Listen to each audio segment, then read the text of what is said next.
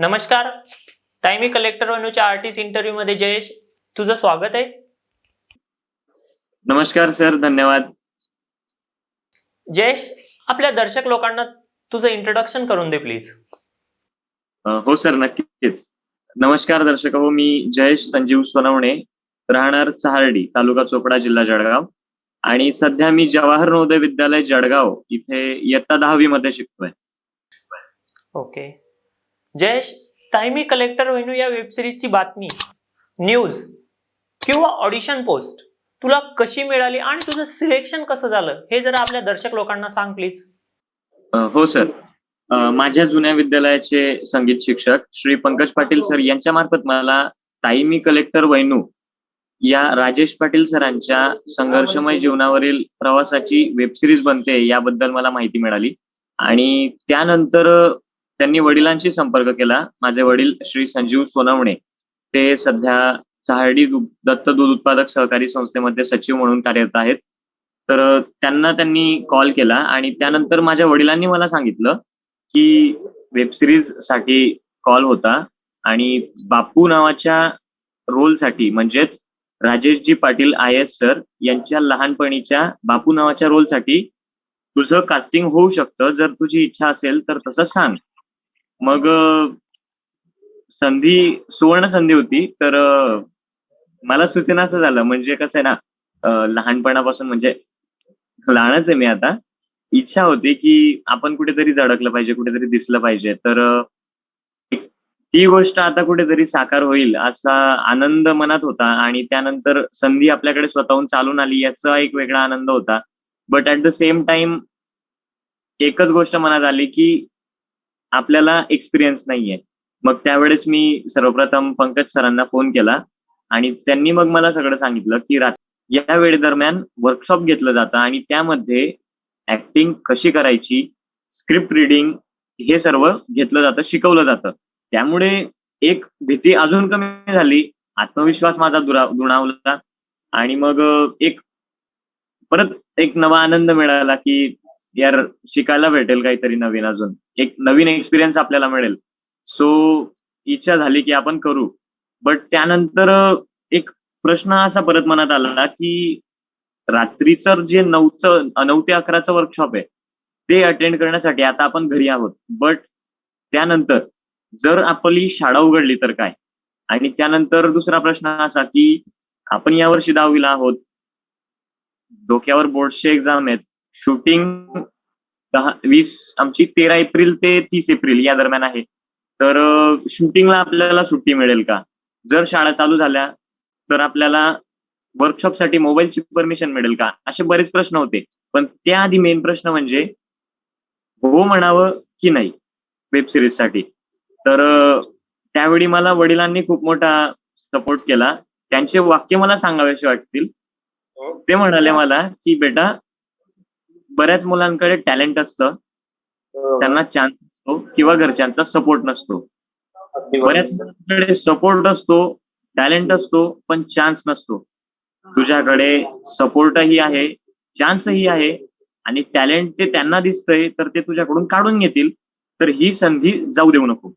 तर खूप भारी वाटलं आणि मी हो म्हणालो. त्यानंतर हे जे 2 प्रश्न होते की मोबाईलची परमिशन मिळेल का जर शाळा सुरू झाली तर, आणि शूटिंगसाठी मला सुट्टी मिळेल का, तर यासाठी मी आमच्या विद्यालयाचे प्राचार्य doctor Shri RR Khandare sir यांना कॉल करायचं ठरवलं. मग मी दुसऱ्या दिवशी वडिलांना सोबत घेतलं आणि त्यानंतर मी डायरेक्ट आमच्या प्रिन्सिपल सरांना कॉल केला. सर्व हकीकत सांगितली की सर, राजेशजी पाटील यांच्या आयुष्यावर वेब सिरीज बनते, तर त्यांचं बुक सुद्धा आहे आणि त्यामध्ये मला त्यांच्या लहानपणीचा रोल मिळतोय. तर त्यासाठी मला मोबाईलची परमिशन जर मिळेल तर, आणि त्यानंतर 13 एप्रिल ते 30 एप्रिल पर्यंत शूटिंग असेल तर त्या दरम्यान मला सुट्टी हवी असेल. हे सर्व सांगितल्यानंतर प्रिन्सिपल सरांना अत्यंत आनंद झाला. त्यांची वाक्य अशी होती की बेटा, आम्हाला खूप अभिमान आहे की आपल्या विद्यालयाचा विद्यार्थी हा अशा वेब सिरीज मध्ये झळकेल. माझ्या स्वतःसाठी ती अभिमानाची गोष्ट आहे, असे वाक्य सरांचे होते. तर हे ऐकून सुद्धा मला फार आनंद झाला आणि सर हसत खेळत म्हणाले की बेटा काही हरकत नाही, आपण करून घेऊ ऍडजस्ट. म्हणजे त्यावेळी एक्झाम जरी आले प्री बोर्डचे तरी ऍडजस्ट करून घेऊ, असे सरांचे वाक्य होते. त्यामुळे मला दुसरा काही पर्यायच नव्हता, मी हो म्हणणारच होतो. आणि त्यानंतर मग आमची वर्कशॉप सुरू झाली. 9 ते 11 व्यवस्थित वर्कशॉप चालते आहे ऍक्च्युअली. आणि त्यानंतर मग काही दिवसानंतर मला सवय होत गेली आणि आता बऱ्या प्रकारे मी करतो आहे. आणि मी नक्कीच प्रयत्न करेल की ज्या पात्रासाठी माझ्या कास्टिंग झालेलं आहे त्या पात्राला मी न्याय देण्याचा 100% माझ्या परीने तरी प्रयत्न करेल. खूप छान जयेश, खूप अप्रतिम, खूप छान पद्धतीने तू उत्तर दिलंयस तुझ्या प्रश्नाचं. मी अगोदर तुझ्या वडिलांना आणि तुझ्या शिक्षकांना धन्यवाद म्हणू इच्छितो की एवढा परिपक्व ऍक्टर आम्हाला दिला त्याबद्दल. जयेश, मी तुला पुढचा प्रश्न विचारू इच्छितो की तुला कधी कळलं की आपल्यामध्ये ऍक्टिंगचा पण एक किडा आपल्यामध्ये आहे आणि तो अशा पद्धतीने बाहेर येईल आणि तुला ऍक्टिंगच करायची आहे आणि ऍक्टिंग मध्ये आवड आहे, हे तुला म्हणजे कधी कळालं? लहानपणी असो या कधी? त्याबद्दल सांग आपल्या दर्शक लोक. तर खरं सांगायचं म्हटलं तर ऍक्च्युली असं कधी म्हणजे कळलंच नव्हतं. बट ज्या वेळेला हे मला कळलं की या वेब सिरीज साठी आपल्याला चान्स मिळू शकतो, म्हणजे मी ऍक्च्युली सरांनी सांगायच्या आधी फेसबुकला पोस्ट बघितलीच होती चाहडी किंगच्या फेसबुक पेजला. आणि माझा एक दादा आहे अभिषेक सोनवणे म्हणून, त्याने सुद्धा मला याबद्दल सांगितलं होतं की वेब सिरीज बनते ताई मी कलेक्टर वैनू म्हणून. बट आपण कसं आपली जनरल टिपिकल मेंटॅलिटी की आपण कधी केलेलं नाही, आपल्याला काय त्याच्यात चान्स मिळणार, म्हणजे एक इच्छा तर होती. बट मी तेव्हा ते इग्नोर केलं की आपला काही तिथं टाळा नाही म्हणून. आणि त्यानंतर म्हणजे एक्सपेक्ट सुद्धा केलं नव्हतं की आपल्याला त्या वेब सिरीज मध्ये रोल मिळेल म्हणून, आणि तोही लीड रोल मिळेल म्हणून. तर ऍक्टिंगचं जर सांगायचं म्हटलं तर विशेष असा काही मला अनुभव नाही आणि मी कुठं शिकलेलाही नाही. आता जे काही शिकतोय ते सर्व आमचे डायरेक्टर डीओपी सर यांच्या मार्गदर्शनातच शिकतोय. आणि त्यानंतर जे परिपक्व ऍक्टर्स आमच्या कास्टिंग मध्ये आहेत अजून वेब सिरीज मध्ये, त्यांच्याकडून सुद्धा बरंच काही शिकायला मिळतंय आणि खूप आनंद वाटतोय. खूप नवीन गोष्टी आम्हाला शिकायला मिळत आहेत आणि एक नवीन स्किल मला स्वतःमध्ये आत्मसात करायला भेटतंय. खूप छान जयेश. मी तुला पुढचा प्रश्न विचारू इच्छितो की तू सांगितलं होतं मला की वर्कशॉप जो असतो हा 9 ते 11 असतो. नेमकं वर्कशॉप मध्ये काय शिकवलं जातं आणि काय इम्प्रूव्हमेंट कशी केली जाते हे जरा आपल्या दर्शक लोकांना सांग प्लीज. हो सर, नक्कीच. रात्री वर्कशॉप म्हणजे 9 ते 11 रात्रीच्या वेळेला या वेळेदरम्यान असतं. आणि जनरली 9 ते 11 हा वेळ असा आहे की बरेच म्हणजे कामं आपली दिवसभराची आटपून गेलेली असतात आणि सगळे फ्री असतात. सो तो टाइम अगदी बरोबर आहे. आणि वर्कशॉप मध्ये काय असतं तर मला नमूद करून द्यावं असं वाटेल की रात्री जी वर्कशॉप असते त्यात जी आमची स्क्रिप्ट आहे त्या स्क्रिप्टची रिडिंग घेतली जाते, डायलॉग्स बोलून घेतले जातात, बोलण्याची लय चढ उतार यांच्यावर भर दिला जातो, ऍक्टिंग करून घेतली जाते गुगल मीटवर फेस टू फेस. त्यानंतर जे कमीपणा आहे किंवा जो भराव त्यात हवा आहे किंवा जे वजन त्यात असलं पाहिजे, त्या रोलला जो न्याय मिळाला पाहिजे, ते सर्व आम्हाला तिथे शिकवलं जातं. आणि त्यामध्ये बऱ्याच गोष्टी आता इम्प्रूव्ह होत चालल्या आहेत. मला आधी काहीच माहित नव्हतं की काय करायचं असतं, कसं असतं. बट डायलॉग्स कसे वाचायचे ऍटलिस्ट, म्हणजे a good viewer can be a good actor and good listener can be a good speaker. So बघत असल्यामुळे मला आयडिया होती की आपण असं डिलिव्हर करायला पाहिजे. तो मला आठवतं की ज्या वेळेला मी फर्स्ट टाइम आमच्या रात्रीच्या वर्कशॉप मध्ये ऍक्ट केलं, मोठ्या राजेशचे रोल सुरू होते. म्हणजे राजेशजी कलेक्टर झाल्यानंतर ज्यावेळी ते गावी येतात त्यावेळेस त्यांचं स्पीच सुरू होतं गावामध्ये. तर ते स्पीच मी आमच्या डायरेक्टर मॅम, त्यानंतर डीओपी सर, आमचे जे सिनियर ऍक्टर्स होते त्यांना वाचून दाखवलं. आणि मला आमच्या डायरेक्टर मॅडम प्रीती गावडकर मॅडम यांच्याकडून एक कॉम्प्लिमेंट मिळाला की बेटा तुझं वाचण्याची जी लय आहे किंवा जे चढउतार आहेत ते खूप भारी आहेत. तर मनातल्या मनात एक आनंद झाला की हो यार, काहीतरी आहे आपल्यामध्ये, आपण करू शकतो.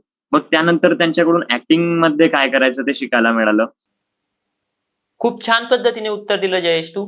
मी तुला पुढचा प्रश्न विचारू इच्छितो की तुझं सिलेक्शन छोटा बापू म्हणजे छोटा राजेश या भूमिकेसाठी झालंय. छोटा बापू हा रोल म्हणजे खूप मस्तीखोर, भांडखोर, तसाच अभ्यासू सुद्धा. तर कॅरेक्टर मधला बापू आणि रिअल जीवनामधला जयेश यात तुला काय फरक वाटतो हे जरा आपल्या दर्शक लोकांना सांग प्लीज.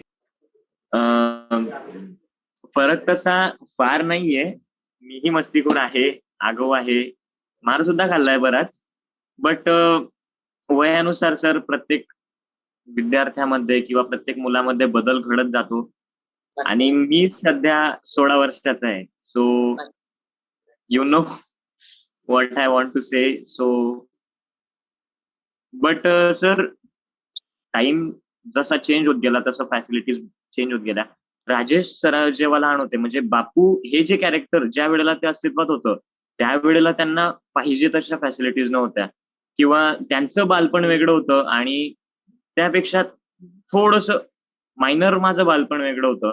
सो आगाऊपणा मीही केला, मस्त्या मीही केल्या आणि आता सुद्धा मी म्हणजे आगाऊ आहेच असं काही नाही की खूप सभ्य वगैरे आहे.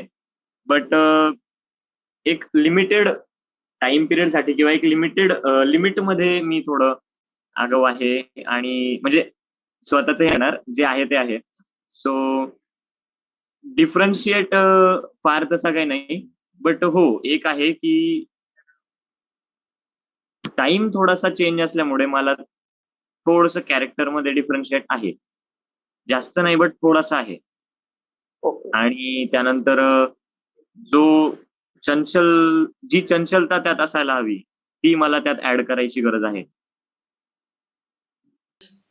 जयेश, ही जी वेबसिरीज आहे ही एज्युकेशनल आहे आणि संघर्षमय जीवनावर आधारित देखील आहे. तर वेबसिरीज पूर्ण झाल्यानंतर, रिलीज झाल्यानंतर आताच्या तरुण पिढीवर याचा काय फायदा होईल याबद्दल तुला काय वाटतं, हे जरा आपल्या दर्शक लोकांना सांग प्लीज. एक मार्गदर्शक अशी वेबसिरीज ही आताच्या तरुण पिढीसाठी ठरणार आहे, including me and my age group students. म्हणजे ज्या वयात मुलांना कळायला हवं की अरे बाबा हो आता भरपूर झालं, जे मागे होऊन गेलं ते होऊन गेलं, आता तुला काहीतरी करायचंय, काहीतरी करून दाखवायचंय, ही जाणीव जिथे व्हायला हवी त्या वयोगटापासून. तर आता जे विद्यार्थी किंवा जे व्यक्ती जीवनात काहीतरी करून दाखवण्यासाठी धडपड करतायत त्यांच्यासाठी हे खूप मोठं मोटिवेशन ठरणार आहे. कारण राजेश पाटील सरांची लाईफ काय होती ही या वेब सिरीज मधून रिफ्लेक्ट होणार आहे. आणि त्यावेळेला त्यांनी काय संघर्ष केला मला एक नमूद करावंसं वाटेल. राजेश सरांनी अक्षरशः पाव विकून त्यांची जिंदगी काढली. अरे बाबा. पाव विकून अभ्यास करून शाळा शिकून ते कलेक्टर झाले. म्हणजे गरजेचं नाहीये की तुमच्याकडे सगळी फॅसिलिटी असायला हवी किंवा तुम्ही स्पेशल असायला हवे. अत्यंत साधारण घरातील मुलगा, अत्यंत सामान्य परिस्थिती असणारा मुलगा सुद्धा आकाशाला गवसणी घालू शकतो. म्हणजे तुमची परिस्थिती बिलकुल मॅटर नाही करत. तुम्ही स्टडी करा, हार्डवर्क करा and you can achieve what you want. So हे खूप मोठं मोटिवेशन ठरणार आहे आजकालच्या तरुण पिढीसाठी जे युपीएससी एमपीएससी साठी ट्राय करताय. Not only UPSC MPSC but जे प्रत्येक फील्डमध्ये ट्राय करताय की संघर्ष काय असतो हे या वेब सिरीज मधून त्यांना दिसून येणार आहे. आणि एक चेंजिंग पॉइंट काय असतो लाईफ मधला हे या वेब सिरीज मधून दिसून येणार आहे. अशा बऱ्याच गोष्टी आहेत ज्या मी आता रिव्हील नाही करत, त्या वेब सिरीज मधून कळतीलच आणि बुक मधून बऱ्याच लोकांना कळल्या सुद्धा आहेत. या वेब सिरीजचं ऑलरेडी एक बुक सुद्धा आहे जे राजेश पाटील सरांनी स्वतः लिहिलंय आणि ते पब्लिश सुद्धा झालेलं आहे. त्याच्या बऱ्याच कॉपीज आहेत. तर बऱ्याच लोकांना माहिती सुद्धा आहे की राजेश पाटील सरांचं जीवन कसं होतं आणि आता तेच जीवन चित्रीकरणा थ्रू या वेब सिरीज थ्रू आता तुमच्या समोर ठेवलं जाणार आहे. जयेश, मी आता तुला शेवटचा आणि लास्ट क्वेश्चन विचारू इच्छितो. या वेब सिरीज मध्ये तुला इथपर्यंत पोहोचवण्यासाठी कोणी कोणी कशी मदत केली हे जरा सांग आपल्या दर्शक लोकांना. अगदी मनातला प्रश्न सर. मला खरंच इथे दर्शक लोकांना सांगावंसं वाटेल की बरेच व्यक्ती असतात जे आपल्याला नेहमी म्हणजे आपले प्लस पॉइंट असतात, ते आपल्याला प्रत्येक गोष्टीला सपोर्ट करत असतात. तर सर्वात प्रथम मला या वेब सिरीजची ओळख ज्यांनी करून दिली ते आमचे जुन्या विद्यालयाचे संगीत शिक्षक श्री पंकज पाटील सर यांचे मला आभार व्यक्त करायचे वाटतात की त्यांनी मला या वेब सिरीजशी कॉन्टॅक्ट करून दिला. त्यानंतर तृप्ती मॅडम आमच्या कास्टिंग डायरेक्टर तसेच प्रोड्युसर ज्यांनी मला या रोलसाठी कास्टिंग केलं माझं. त्यानंतर विशेष म्हणजे सर्वप्रथम मी म्हणजे आधी नमूद करायला विसरलो मी, जसं मला कळालं की वेब सिरीज मध्ये कास्टिंग होणार आहे तर मी सरळ आमच्या विद्यालयाचे काउन्सिलर आमच्या विद्यालय समितीने विद्यार्थ्यांवर मानसिक तणाव यायला नको किंवा परीक्षेचं प्रेशर असायला नको म्हणून प्रत्येक विद्यालयात काउन्सिलर नियुक्त केलेत. अच्छा. तर मी सरळ त्या काउन्सिलर सरांना फोन केला आणि सरांना सांगितलं की सर असं असं आहे, त्यानंतर माझं कास्टिंग होत आहे, तुमचा सपोर्ट असू द्या, हे ते सगळं सांगितलं. आणि त्यानंतर मग सरांना सांगितलं की सर सरांना विचारावं लागेल, मग कसं विचारू, काय विचारू, हे ते सगळं विचारलं. आणि त्यानंतर मग सरांनी मला खूप सपोर्ट केला आणि म्हणाले की तू चिंता करू नको, जर शाळा ओपन होते तर आपण शाळेतही व्यवस्था करू तुझी. तर हा सपोर्ट मला सरांकडून मिळाला. आणि त्यानंतर मला सरांनी प्रिन्सिपल सरांना कॉल करून विचारायला सांगितलं. तर तो सुद्धा एक म्हणजे चांगली गोष्ट ठरली की मी प्रिन्सिपल सरांना कॉल केला. त्यानंतर मेन म्हणजे माझ्या आई तसेच सर्व फॅमिली यांनी खूप सपोर्ट केला. आणि कारण 10वीचं वर्ष आहे, बरेच लोक असतात की 10वीचं वर्ष आहे, काय रिकामे कामं करत बसला, हे ते भरपूर असतात बोलणारे. बट त्यांनी कोणाचं न ऐकता मला या स्पिरिटमध्ये भाग घेऊ दिला, त्याबद्दल त्यांचे सुद्धा आभार. आणि तसंच विशेष म्हणजे आमच्या विद्यालयाचे प्राचार्य doctor Shri R Khandare sir यांचे मला विशेष आभार इथे व्यक्त करावेसे वाटतात. कारण जेवढा सपोर्ट त्यांनी केला तेवढा म्हणजे अनएक्सपेक्टेड होता माझ्यासाठी तरी, की मोबाईलसाठी परमिशन म्हणा, त्यानंतर 20 दिवसाची लीव्ह, म्हणजे अगदी बोर्ड्सच्या 2 दिवस आधी मला ती 20 दिवसाची लीव्ह सर देणार आहेत. कारण 30 तारखेला आमचं शूटिंग संपेल आणि मी 2-3 तारखेच्या जवळपास जर शाळेत हजर होईल तर 6 मेला माझा बोर्डचा 6 ऑफ मेला इंग्लिशचा माझा फर्स्ट बोर्डचा पेपर आहे. तर हे एवढं सगळं असताना सुद्धा सरांनी मला ऍडजस्ट केलं, त्याबद्दल सरांचे आभार. त्यानंतर ऑनलाईन मध्ये ही वर्कशॉपसाठी मला सरांनी अलाव केलं, त्यासाठी सरांचे आभार. आणि प्रत्येक छोट्या मोठ्या गोष्टीत सरांनी मला गायडन्स केलं, त्यासाठी सरांचे आभार. आणि बऱ्याच वेळा माझं वर्कशॉप चालू असतं आणि सर स्वतः येऊन मला विचारतात की काय कसं चाललंय वगैरे. वडीलही आतून मधून विचारत असतात. तर कळत नकळत ज्यांनी सगळ्यांनी मला मदत केली त्या सर्वांचे अगदी मनपूर्वक आभार. खूप खूप धन्यवाद. खूप छान जयेश. खूप छान पद्धतीने आपण एकमेकांशी बोलतो आहोत, इंटरव्ह्यू देतोय. पण प्रत्येक गोष्टीला स्टॉप असतो जयेश, म्हणून आपण आपले इंटरव्ह्यू इथेच थांबवत आहेत. तुला आणि प्रोडक्शन टीमला माझ्याकडून ऑल द बेस्ट जयेश वेबसिरीजसाठी. आणि आपण आपले इंटरव्ह्यू इथेच थांबवत आहे जयेश. धन्यवाद.